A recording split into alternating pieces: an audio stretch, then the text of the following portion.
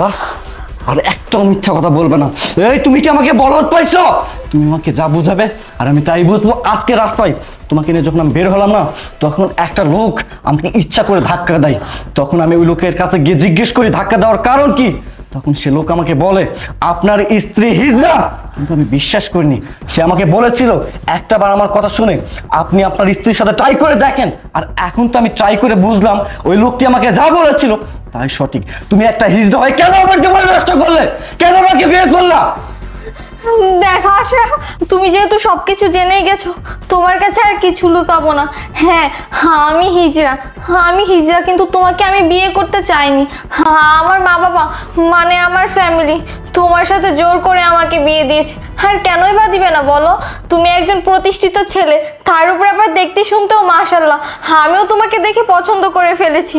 তোমার ছবি দেখে আমি মনে